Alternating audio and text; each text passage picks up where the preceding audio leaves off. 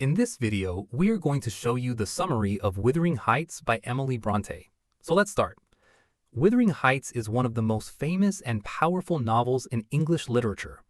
Set on the lonely and windswept moors of Yorkshire, England, the story is a tale of intense love, obsession, revenge, suffering, and redemption. Unlike many romantic novels, it presents love not as a source of happiness, but as a force so powerful that it destroys lives across 2 generations. The novel revolves around the passionate and tragic relationship between Heathcliff and Catherine Earnshaw, whose choices affect everyone around them for many years. The story begins when Mr. Lockwood, a wealthy gentleman, rents Thrushcross Grange, a country house in Yorkshire.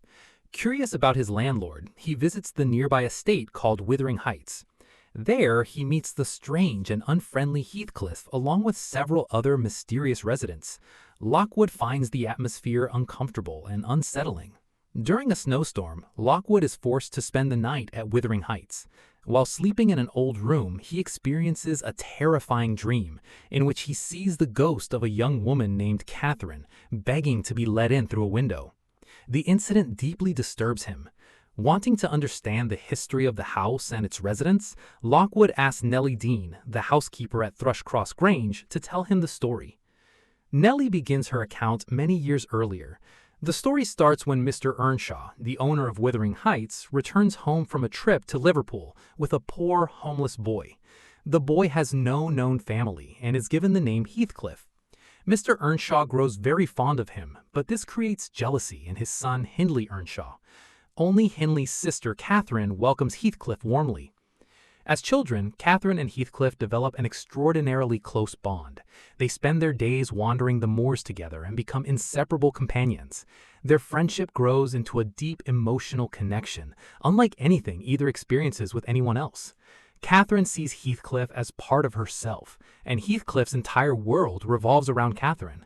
When Mr. Earnshaw dies, Hindley becomes master of Wuthering Heights. Filled with resentment, he begins treating Heathcliff cruelly. Heathcliff is reduced from a family member to a servant and is denied education and opportunities. Despite this mistreatment, Catherine continues to love him and remain close to him. One day, Catherine and Heathcliff visit Thrushcross Grange, the home of the wealthy Linton family. During the visit, Catherine is injured by a dog and remains at the Grange for several weeks. There, she becomes familiar with a more refined lifestyle and grows close to the Lintons, particularly the handsome and gentle Edgar Linton. When Catherine returns home, she is noticeably changed. She still loves Heathcliff deeply, but she also becomes attracted to the social advantages represented by Edgar and his wealthy family. As time passes, Edgar falls in love with Catherine and proposes marriage. Catherine faces a difficult choice. She loves Heathcliff with all her heart, but she believes marrying him would lower her social status. She tells Nellie that accepting Edgar's proposal is practical because Edgar is rich, handsome, and respectable. However, she also declares that her connection with Heathcliff is far deeper than her feelings for Edgar. She famously says that Heathcliff is more herself than she is. Unfortunately, Heathcliff overhears only part of Catherine's conversation.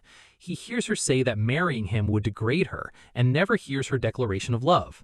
Heartbroken and humiliated, Heathcliff leaves Wuthering Heights without saying goodbye. Soon afterward, Catherine marries Edgar Linton and moves to Thrushcross Grange. Although she now has wealth and social status, she is never completely happy. Meanwhile, Heathcliff disappears for several years. When Heathcliff finally returns, he is transformed. He is no longer a poor servant, but a wealthy and confident gentleman. No one knows how he acquired his fortune. However, beneath his polished appearance burns a powerful desire for revenge. He has not forgotten the humiliation he suffered or the pain of losing Catherine. Heathcliff begins his revenge carefully. He first targets Hindley Earnshaw, who has become an alcoholic after the death of his wife. Heathcliff encourages Hindley's self-destructive behavior and gradually takes control of Wuthering Heights through debt and gambling. Eventually, Hindley loses ownership of the estate. At the same time, Heathcliff starts spending time with Catherine again. Their old feelings quickly return, causing tension between Catherine and Edgar. Edgar becomes increasingly angry and jealous of Heathcliff's presence. To further his revenge, Heathcliff begins a relationship with Edgar's sister, Isabella Linton. Isabella falls in love with him despite warnings from Catherine and Nellie. Heathcliff has no genuine affection for Isabella, but marries her to hurt Edgar and gain further influence over the Linton family. The marriage is miserable. Isabella soon realizes Heathcliff is cruel, bitter, and incapable of giving her the love she imagined. He treats her harshly, and she eventually escapes from him. Later, she gives birth to a son named Linton Heathcliff. Meanwhile, Catherine's emotional conflict grows worse. Torn between her husband and her passionate connection with Heathcliff, she becomes physically and mentally ill. The stress of the situation overwhelms her. Before her death, she and Heathcliff share one final emotional meeting. Both express their love and pain. Heathcliff is devastated by the thought of losing her. Shortly after giving birth to her daughter, Cathy Linton, Catherine dies. Her death destroys Heathcliff emotionally. Unable to accept the loss, he becomes obsessed with Catherine's memory. He prays for her ghost to haunt him and wishes never to be separated from her spirit. His grief transforms into even greater bitterness and cruelty. Years pass. The next generation grows up under the shadow of the previous generation's mistakes. Catherine's daughter, Cathy Linton, becomes a lively and intelligent young woman. Hindley's son, Hareton Earnshaw, grows up at Wuthering Heights. Although Hareton is naturally intelligent, Heathcliff deliberately denies him education and treats him as Hindley once treated Heathcliff. Heathcliff wants Hareton to suffer just as he suffered. Isabella's son, Linton Heathcliff, is weak, selfish, and sickly. After Isabella's death, Heathcliff gains control of him. Seeing another opportunity for revenge, Heathcliff forces a relationship between young Cathy and Linton. Eventually, Heathcliff succeeds in arranging a marriage between Cathy and Linton.